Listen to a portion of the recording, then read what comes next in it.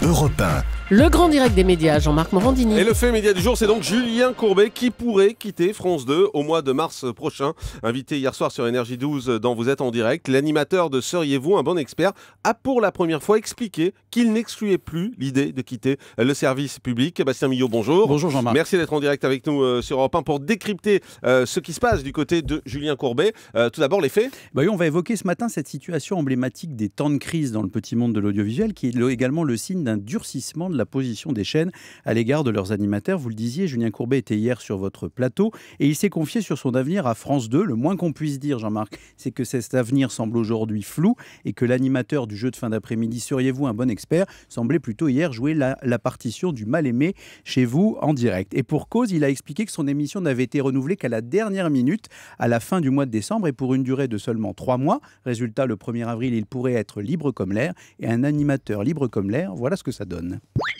Au 31 mars, tous les contrats s'arrêtent pour moi, pour Sabatier, pour Nagui, et ils verront, en fonction des scores des uns et des autres, comment ils redistribueront les cartes. Mais ça veut dire qu'en mars, vous n'êtes pas sûr de Ça veut continuer dire que le sur France 31 2. mars à minuit, je suis libre de tout contrat et que je vais observer tout ça en début d'année, voir comment ça se passe, voir s'il y a des ouvertures ou pas, et qu'à un moment donné, si je vois qu'il ne se passe pas grand-chose, effectivement que je pourrais réfléchir à... Donc vous pourriez quitter France 2 pour être clair?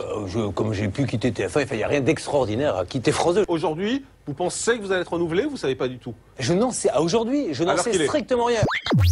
Alors le message est limpide parce que Julien Courbet s'est évidemment communiqué. D'abord, c'est un avertissement sans frais. Si le 31 mars, le jeu n'est pas renouvelé, je n'exclus pas de quitter la chaîne. Et si on ne nous propose rien d'autre également. Évidemment, et c'est aussi un petit clin d'œil à la concurrence avec cette phrase « Je suis libre de tous engagements ». Le bras de fer médiatique est donc lancé. Alors Bastien, que se passe-t-il à France 2 pour que Julien Courbet se retrouve quand même dans une telle situation? Eh bien, à France 2, on ne rigole plus, Jean-Marc, et surtout pas avec les audiences de jeu qui doivent impérativement être des locomotives à la fois d'audience et de publicité. Julien Courbet n'est évidemment pas un cas isolé, il en parlait lui-même. Les contrats de Patrick Sabatier et de Nagui, deux figures de la chaîne, sont également soumis à renouvellement à la fin du mois de mars. Hier, les téléspectateurs ont assisté à des modifications avec le jeu mot de passe programmé à 19h et celui de Nagui à 19h30. Pourquoi la chaîne fait ça? Parce que ça lui permet d'intercaler de la pub entre les deux programmes et de supprimer ce fameux tunnel d'avant 20h qui constituait, on va dire, un peu un désagrément d'audience pour le journal de 20h. Le directeur de programme de France 2 a prévenu: nous voulons de la souplesse pour agir et réagir et l'audience doit être au rendez-vous. Alors,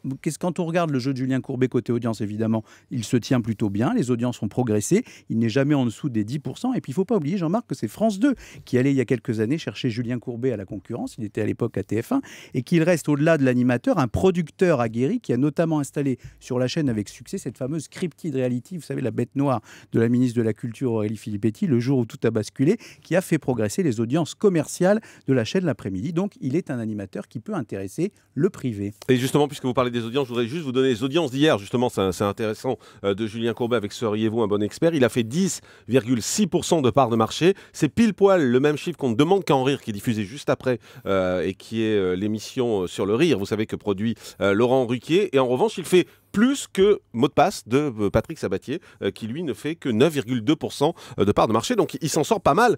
Pour France 2, le temps est à la redynamisation avant le 20h. Hein. Oui, c'est ça, Jean-Marc. La conclusion, c'est que quitte à froisser les stars de sa grille, France 2 tient impérativement à rendre plus forte son avant-soirée pour une raison très simple. Elle a un besoin vital de recettes publicitaires. Donc elle va modifier, elle va moduler sa grille de programme pour essayer d'engranger le maximum de publicité vu les contraintes budgétaires qu'elle a cette année. Elle fait également preuve de fermeté. C'est bien la preuve aussi que les temps ont changé. Merci beaucoup, Bastien Millot.